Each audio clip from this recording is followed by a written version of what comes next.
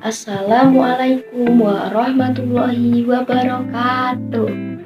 Halo anak-anak, perkenalkan nama Ibu Wahyunida Khairul Latifah.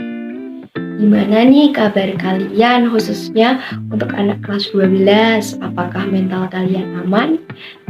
Ibu doakan semoga kalian sehat selalu, bahagia selalu, mental kalian aman hingga lulus nanti. Nah, di video pembelajaran kali ini Ibu akan menambah overthinkingan kalian mengenai apa yang akan kalian lakukan setelah lulus dari SMA ini. Nah, kalian kepo kan? Langsung saja simak video Ibu ya.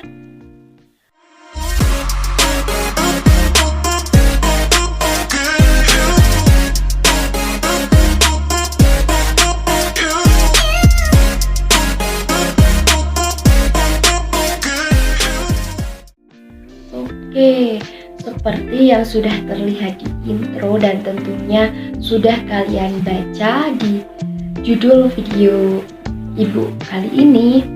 Nah, Ibu akan membahas mengenai materi surat lamaran pekerjaan. Di masa-masa akhir sekolah kelas 12 ini tentunya kalian pernah bukan berpikir, wah habis SMA ini, habis lulus ini kalian mau ngapain nih? Mau kerja atau mau kuliah atau mau nikah?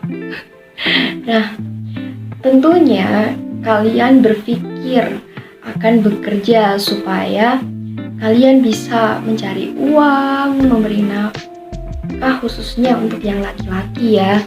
Nah, sedikit bocoran nih, di masa perkuliahan kalian nanti, kalian tidak akan mendapatkan materi mengenai bagaimana cara menulis surat lamaran pekerjaan dan sejenisnya. Jadi simak baik-baik ya video Ibu kali ini. Nah, kita mulai materinya dari yang dasar. Jadi apa sih surat lamaran pekerjaan itu, Bu? Ya, tentunya kalian sudah mengerti bukan surat lamaran pekerjaan itu apa. Jadi Ibu akan menjelaskan mengenai intinya ya anak-anak.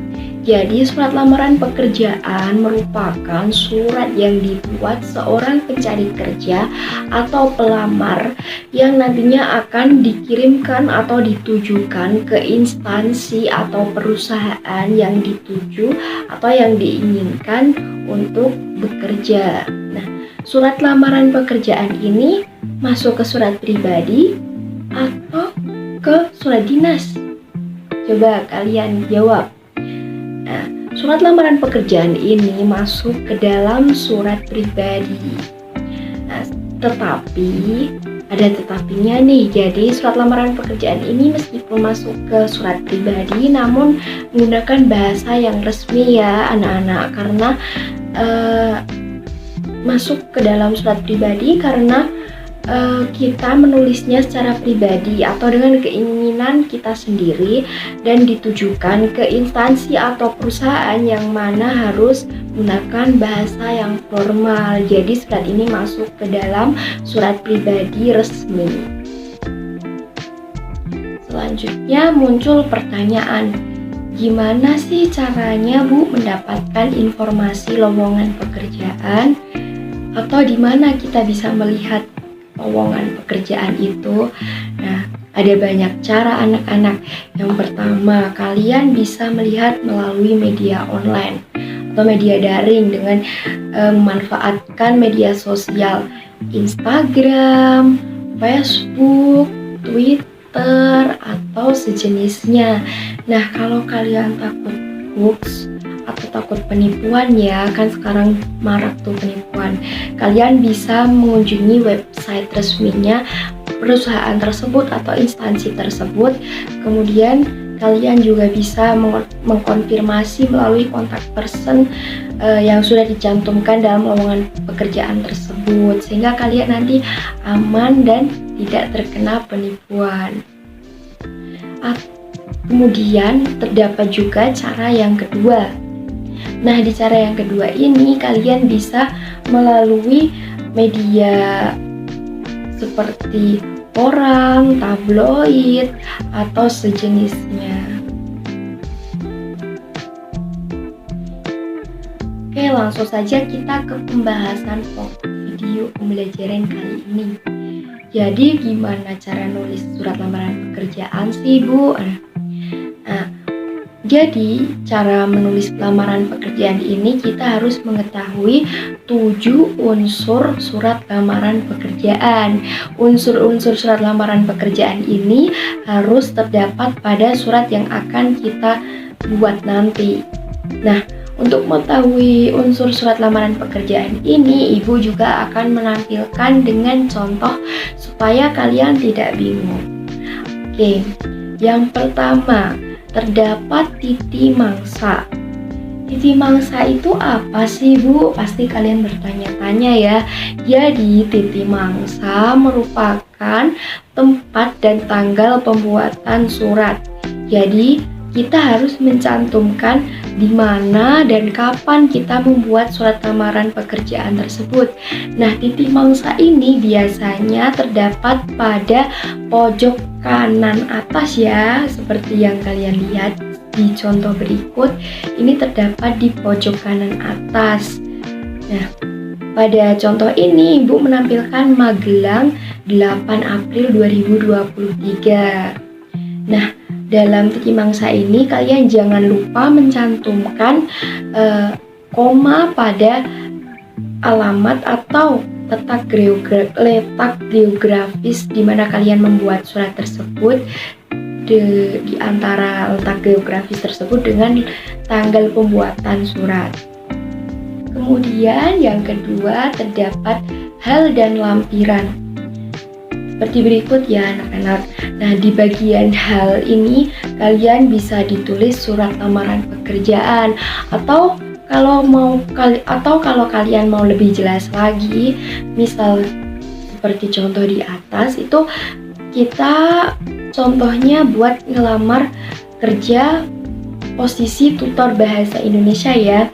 Jadi isi bagian tersebut dengan lamaran kerja tutor bahasa Indonesia. Nah, kemudian pada baris kedua terdapat lampiran. Nah, pada lampiran ini kalian mencantumkan berapa berkas atau data persyaratan yang kalian cantumkan pada surat lamaran pekerjaan tersebut. Nah, misalnya nih pada contoh ini terdapat 5.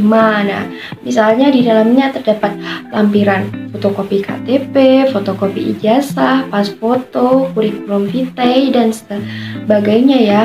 Nah, maka kalian akan tulis nih di sini ada 5 lembar. Nah, pada penulisan di lampiran ini kalian menuliskannya dengan huruf ya, jangan menggunakan angka karena lebih baik menggunakan huruf. Nah, kemudian yang ketiga terdapat alamat yang dituju. Alamat yang dituju di sini yang dimaksud itu kepada siapakah kita mengirim surat lamaran tersebut, atau di mana, bukan atau tapi dan di mana alamat dari seseorang yang akan kita tuju, atau alamat instansi atau perusahaan yang akan kita lamar ini ya anak-anak.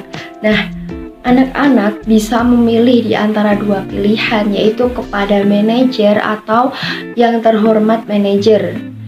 Seperti yang Ibu tampilkan di contoh itu. Nah, itu Ibu menampilkan yang terhormat HRD Zenius ya. Nah, itu kalian jangan menambahkan atau terdapat dua-duanya seperti kepada manajer dan yang terhormat manajer, itu tidak bagus nantinya. Nah, kemudian pada penulisan alamat yang dituju ini jangan lebih dari 3 baris ya anak-anak, supaya lebih baku dan lebih bagus. Nah, kemudian yang keempat terdapat salam pembuka. Salam pembuka di sini dapat anak-anak buat dengan hormat koma seperti pada contoh yang Ibu paparkan ya. Jadi kalian menulis dengan hormat koma, bukan menggunakan titik, supaya lebih baku. Nah, setelah salam pembuka, pada unsur yang kelima itu terdapat isi. Nah, isi atau juga bisa dikatakan sebagai inti dari surat lamaran pekerjaan ini itu dibagi lagi nih anak-anak jadi 3 bagian. Bagian yang pertama itu terdapat dasar pelamar. Kemudian bagian yang kedua itu terdapat identitas dan daftar lampiran.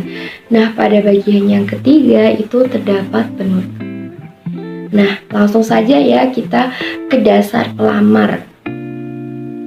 Jadi dasar pelamar ini kalian menjelaskan mengenai posisi pekerjaan apa yang kalian lamar atau kalian inginkan di perusahaan atau instansi tersebut.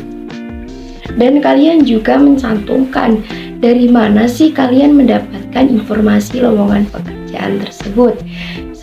Oke, langsung saja kita ke contoh dasar pelamar.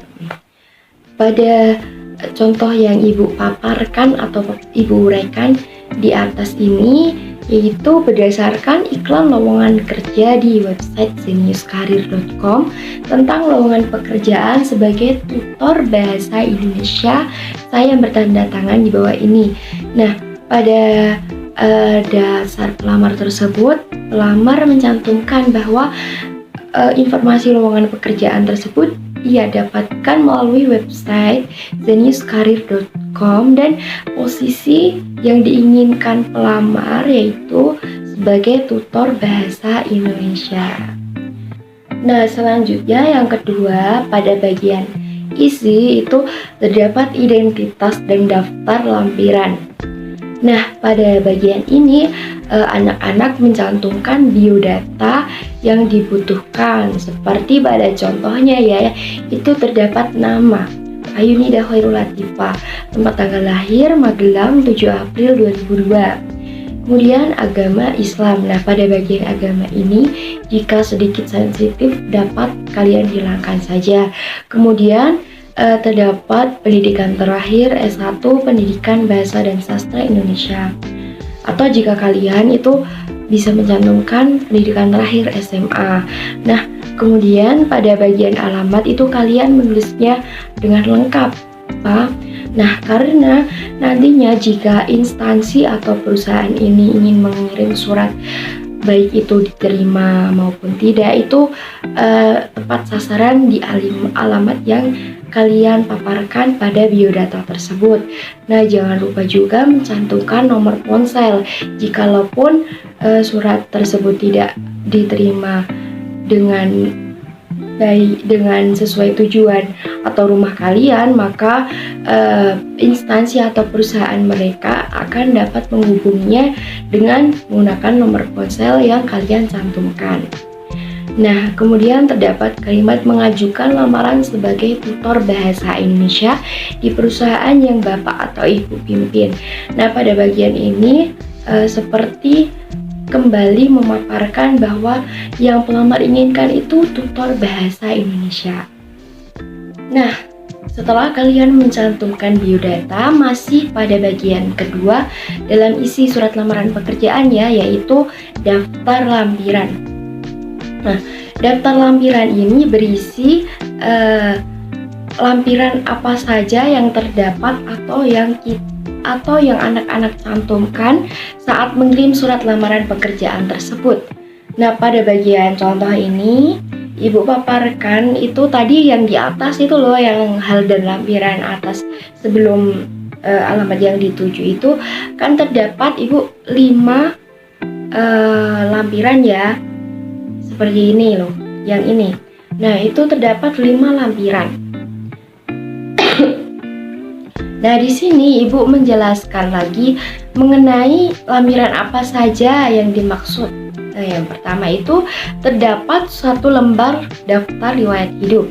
Kemudian yang kedua, 1 lembar fotokopi ijazah. Kemudian yang ketiga, 1 lembar fotokopi transkrip nilai. Kemudian yang keempat, terdapat lembar pas foto ukuran 4x6. Nah, pada lembar yang kelima yaitu terdapat lembar fotokopi KTP.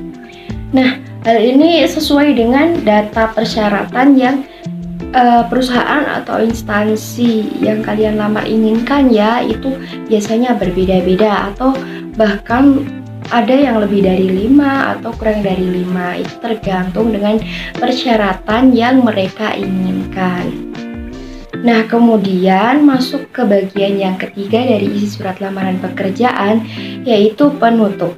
Nah, pada bagian penutup ini, pelamar mengucapkan terima kasih kepada orang yang dikirimin atau sang penerima surat ini. Seperti pada contohnya itu, demikian surat lamaran ini saya sampaikan. Besar harapan saya untuk dapat diterima di perusahaan yang Bapak atau Ibu pimpin. Atas perhatian Bapak atau Ibu, saya ucapkan terima kasih. Nah, seperti itu ya pada bagian isi. Nah, selanjutnya kita masuk ke bagian 6.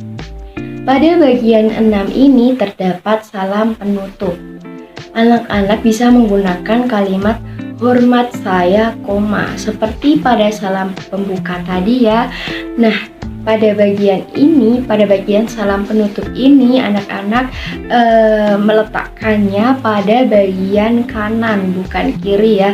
Pada bagian kanan yang di atas tanda tangan kalian.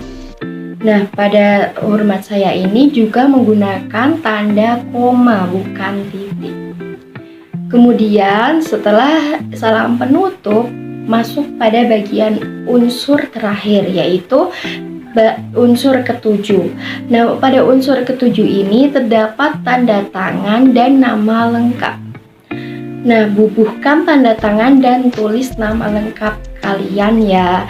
Jangan menggunakan nama singkatan atau malah nama panggilan yang lain-lain, itu jangan. Jadi, kalian mencantumkan tanda tangan dan nama lengkap kalian.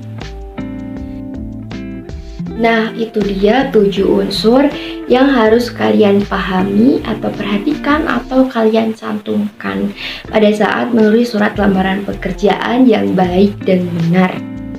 Nah, Ibu akan meringkas video pembelajaran pada kali ini.